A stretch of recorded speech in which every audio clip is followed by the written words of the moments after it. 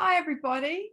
It's a pretty provocative title, I know, and it's probably got a pretty big charge for some people, um, particularly with a lot of what's playing out on the planet, with the shadow really coming up as we move more and more into these high frequency light energies as the seventh planet, spiral around Alcyone, the great central sun, the brightest star of the Pleiades. So whilst that's all happening on a global level, we're also really being tested to humble our ego and to really look at our own shadow, as the light of awareness is bringing it up, maybe through messengers, friends and family pointing it out. And how we respond to that actually indicates our level of maturity. If we shoot the messenger for pointing out our shortcomings, our weaknesses, and how that's impacting others by being attacking and defensive, then we miss a very valuable gift, which is feedback, which helps us to become more integrated, more whole, more mature. So, what is the devil's bargain? Dun, dun, dun, dun. Well, the term comes from a lovely folk tale called The Handless Maiden, not to be confused with, oh God, what's it called? The Handmaidens. Anyway, the dystopian future projection.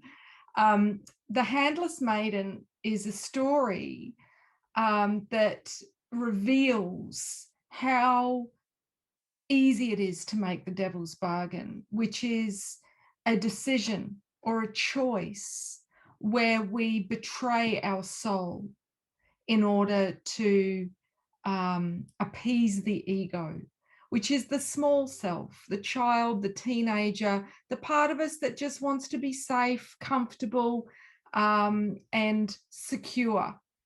So this is something which we will be tested on again and again and again, constantly, in fact, in our lives.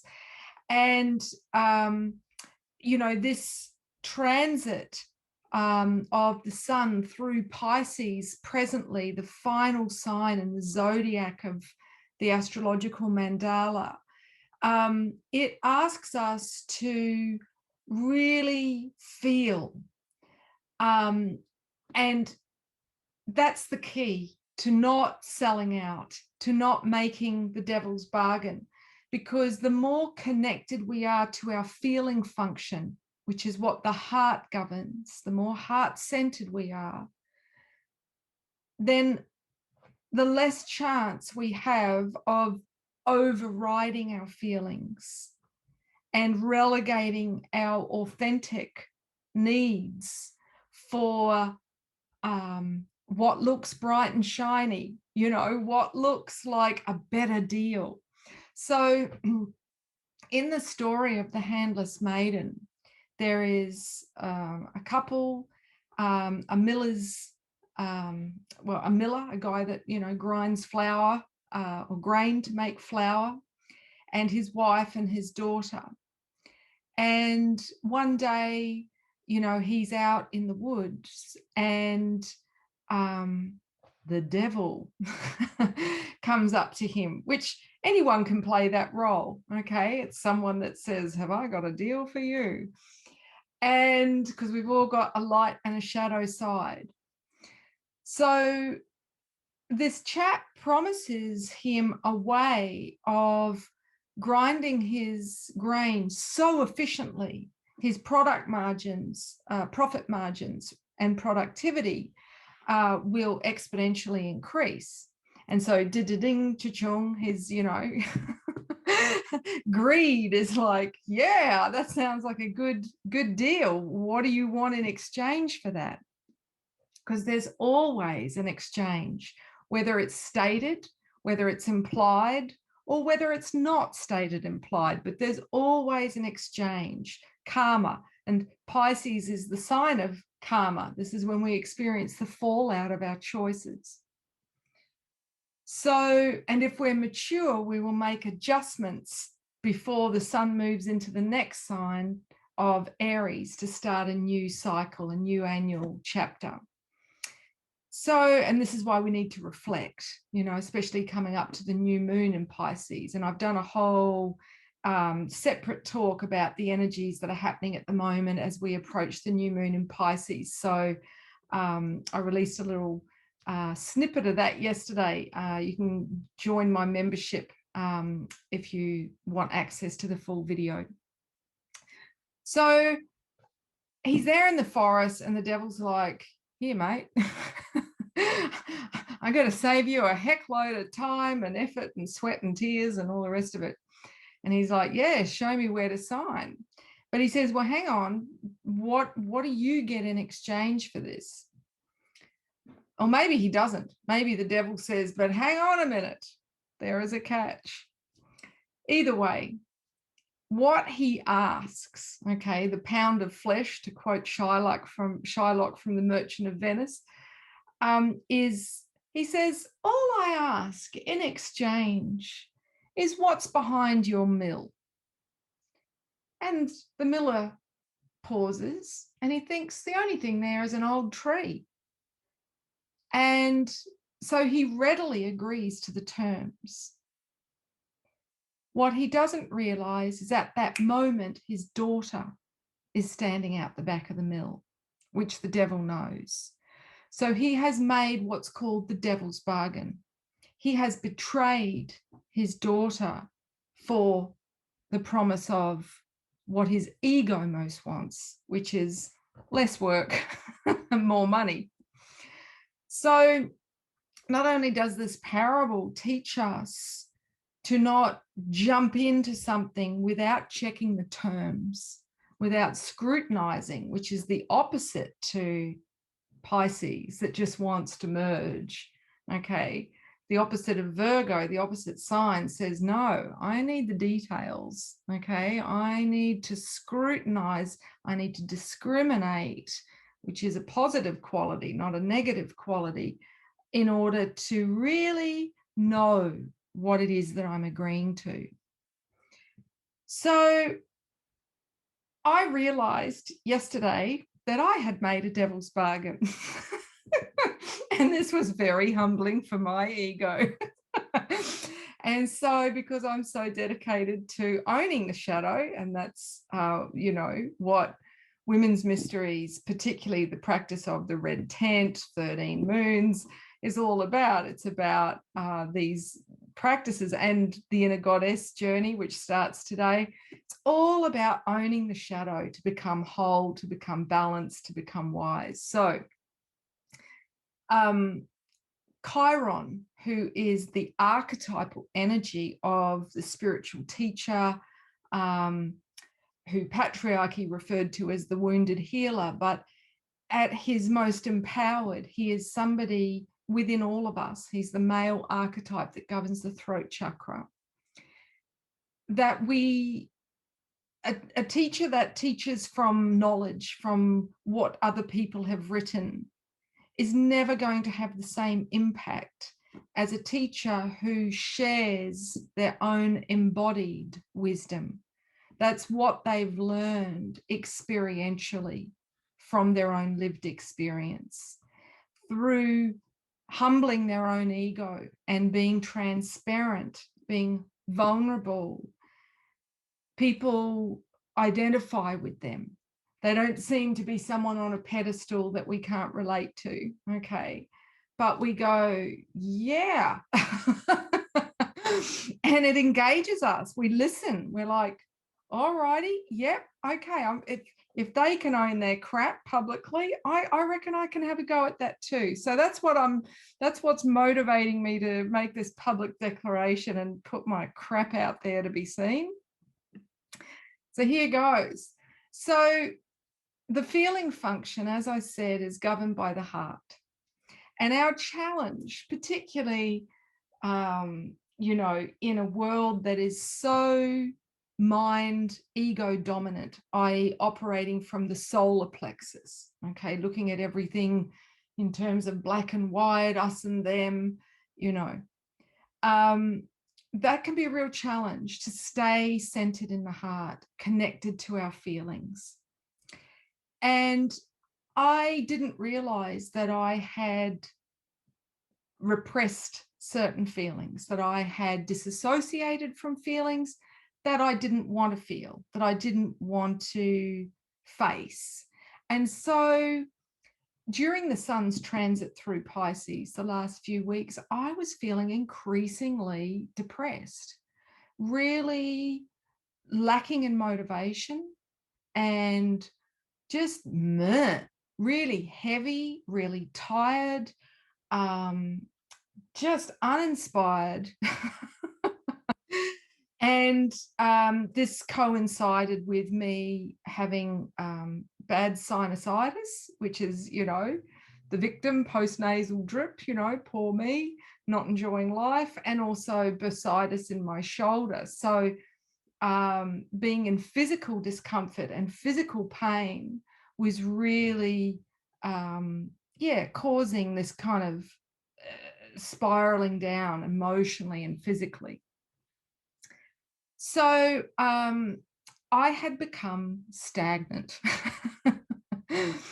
And I had this lack of trust in my body because of the injury, because of the illness. And I realized yesterday the lack of trust that I had in my body was because I was lacking trust in myself, emotionally, mentally, and energetically, to the point where it had now manifested physically. Okay. And as some of you may know, I've been focusing on creating initiation paths for men, because for the last couple of decades, I've been initiating women and loving it. Okay. And this coincided with me healing my own feminine. But, as I got closer to and entered into my Chiron return, up came my biggest wound of this lifetime, which is actually my father wound and healing my inner masculine.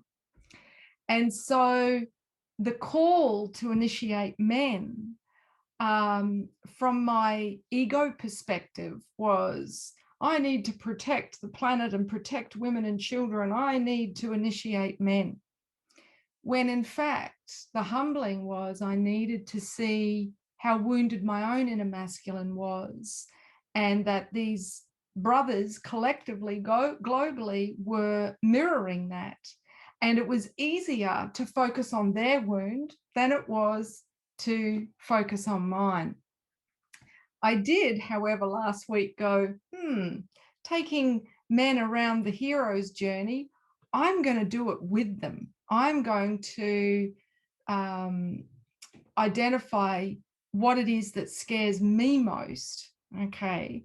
And I'm going to, over the next 12 months, make a commitment to actualize that by journeying those 12 inner trials of the hero, which, regardless of our gender, come up for all of us whenever we embark on a quest, whether that's to realize a creative vision like writing a book, as it is for me, or starting a business or a project, or pursuing the love of your life. Whatever the goal is, there are certain steps that we will embark on the way where the universe initiates us. And through each one of those stages, we will have an inner response. And that is the piece that has been missing in our culture. That in the ancient world, women would midwife people through those inner fears and self-doubts that surface at each one of those 12 stages of the hero's journey. So I identified that I needed to do that. And then yesterday, I just felt so crap. It was actually the night before. I reached out to a girlfriend of mine that does readings, and we set up a time, and I had a session. And in that, I dissolved, very Piscean. And I realized that I had actually relegated, put on the back burner, the thing that I was scared of most, because it was what meant the most to me. And that is writing this book on the Grail, which I spent 6 months on the second half of 2019.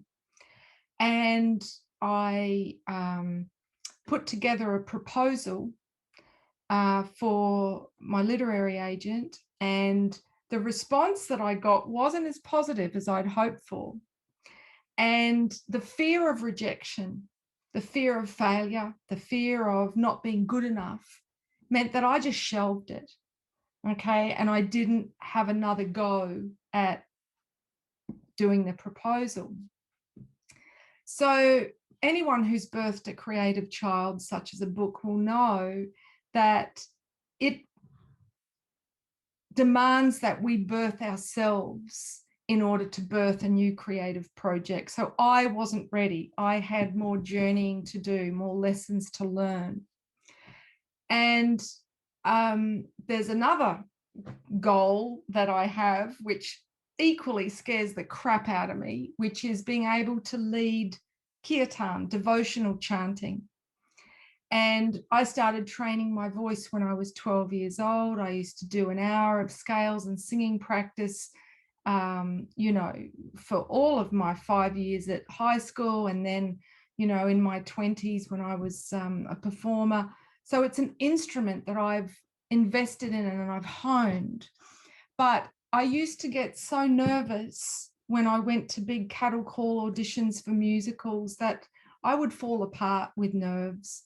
And I remember one director said to me, I got down to the last few women for the lead role in a big musical here in Melbourne, and he said, I can hear your voice, but your nerves are just sabotaging you. So then when I was 26 and I lived off the grid in the mountains on my own for a year, and I found devotional singing. I got Aretha Franklin's double gospel album. And I used to have happy hour with the birds. I used to sing because no one could hear me except the birds, not happy hour with alcohol, but just letting my voice out in devotional love to existence, as all the birds do at dawn and dusk. And this helped me to get over my nerves, so that when I returned, I actually was in an Archetypal gospel group with my friends called the Funky Angels. We used to wear gold caftans and white feathered wings, and I wore an afro wig and sunglasses, and we'd sing at weddings. And because I was with my friends, I didn't fall apart with nerves. But just the other day, for International Women's Day, a dear sister of mine invited me to sing with about 50 or 60 women amongst the trees. And in the moment, I got, just get up there and lead the chant Sisters of the Moon, which I wrote 20 odd years ago.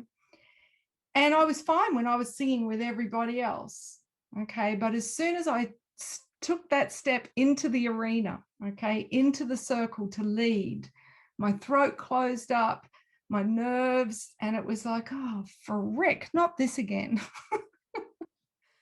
And it's because I grew up doing Eisteddfods, which is a Welsh word, and it's, performance-based competitions. So I experienced from a very young age that performance meant being judged and criticized. And so whilst I love to perform, it's agonizing. Okay. So that's the second thing that I really, really want to do, which scares me sideways, which I'm going to make a commitment to do over the next 12 months while I journey this hero's journey with this new course, Make It Happen. So I've realized that there are probably other women. It's not just the men that do the hero's journey. We all do the hero's journey.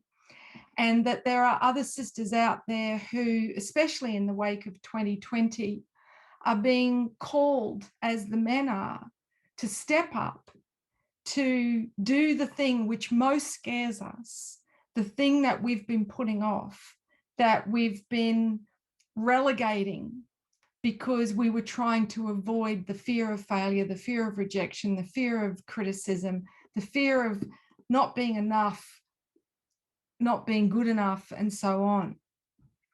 And I noted that what I had done, how I had avoided those two things, which meant so much to me, was the art of distraction. I was like, creating courses, like, then we're gonna, my schedule for this year was just insane. And my poor team, they're so loyal and they're like trying to keep up with me. And all of this compulsive activity was to just avoid doing the thing that my heart most wanted to do, which was to finish this Grail book and to get the harmonium that got sent to Hawaii. And due to COVID, I wasn't able to go to Hawaii and pick it up, get it here to Australia and learn how to lead kirtan, devotional chanting.